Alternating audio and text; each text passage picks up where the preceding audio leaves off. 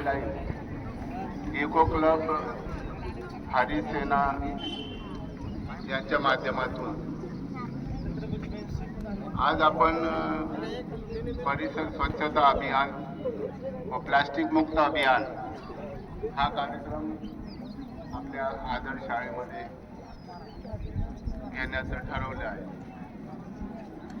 सांगण्याचं तात्पर्य असं आहे की आजच्या युगामध्ये, या धकाधकीच्या युगामध्ये आपल्या पर्यावरणाचं संतुलन सांभाळण्यासाठी आपल्याला प्रत्येकाला आपली जबाबदारी मानावी लागेल की पर्यावरण संतुलन ठेवण्यासाठी प्रत्येकाचं कर्तव्य आहे की आपलं जे परिसर आहे, शाळेचं परिसर, शाळेचं प्रांगण, जसे की आपलं त्या माध्यमातून जसं आपण घर स्वच्छ ठेवण्याचं एक आपलं आद्य कर्तव्य समजतो, घराचं अंगण आपण स्वच्छ ठेवतो, घर स्वच्छ ठेवतो, आपलं परिसर स्वच्छ ठेवतो, त्याच माध्यमातून आपलं हेही कर्तव्य आहे की आपण जिथं शिक्षण घेतो, आपण जिथं विद्या प्राप्त करतो, त्याचं पण त्या परिसराचं पण आपण देखरेख करणं, त्याचे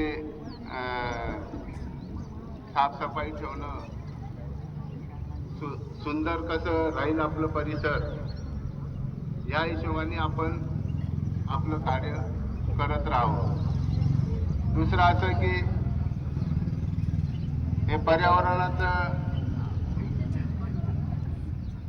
संतुलन ठेवण्यासाठी आपल्याला पहिलं आपली कृती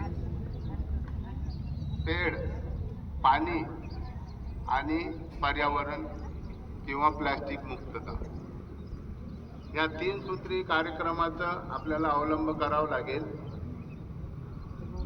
त्याचं असं आहे की आपण प्रत्येकाने पेड़ म्हणजे एक रोप लावणं, रोप लावूनच नाही तर त्याचं संरक्षण, संगोपन, देखरेख करणं।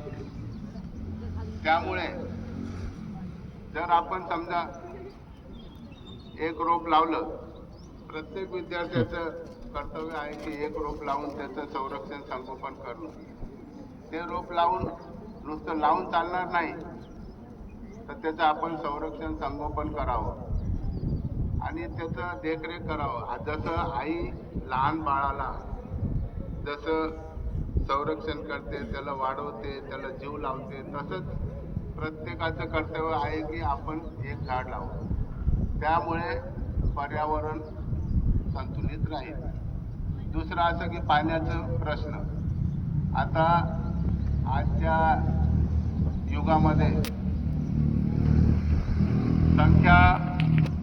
मनुष्य संख्या वाढते, पर्यावरणावर त्याचा खूप भार पडतोय, तर पाण्याचा प्रश्न खूप बिकट आहे। येणाऱ्या काळामध्ये जनसंख्या वाढली तर पाण्याचा प्रश्न आपल्याला खूप भेडसावणार आहे। पाण्याची थेंबापासून आपण बचत करावी, कारण की आपण सांडपाण्याचं नियोजन करू शकतो।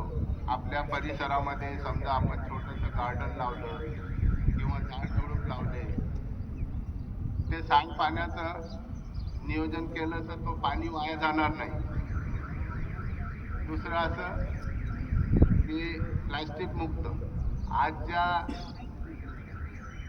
काळामध्ये प्रत्येक माणसाला कोणत्याही गोष्टीला की कॅरी बॅगचा वापर करतोय, प्लास्टिकचा वापर करतोय आपण। त्याच्या व्यतिरिक्त जर आपल्याला पुढील काळात येणाऱ्या जनरेशनमध्ये समजा आपल्याला नियोजन करायचं असेल तर आपण कापडी पिशवीचा वापर करावा, कारण की प्लास्टिकमुळं दुर्गंधी निर्माण होते।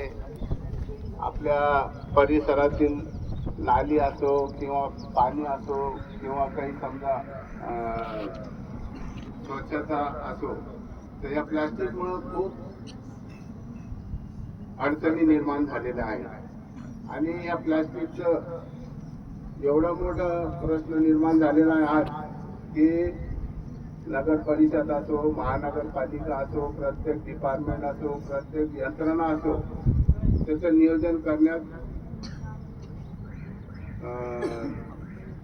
नियोजन करण्यासाठी त्यांची यंत्रणा आज राबवत आहे. तर आजच्या कार्यक्रमाच्या अनुषंगाने आम्ही सामाजिक वनीकरण वन विभाग हिंगोली यांच्या माध्यमातून सर्व विद्यार्थ्यांना आणि येथील आदर्श शाळेतील मान्यवर मुख्याध्यापक साहेब, सरकडे साहेब, पाईकराव साहेब, Rahul sir, Sahu sir, Motit sir आणि गोंडवार मॅडम यांच्या सहकार्याने आम्ही असं आपल्याला एक आवाहन करू इच्छितो की आपलं प्रत्येकाचं कर्तव्य आहे की सगळ्यांनी स्वच्छतेवर, प्लास्टिक मुक्तीवर भर द्यावं आणि एवढं आवाहन करून मी माझे दोन शब्द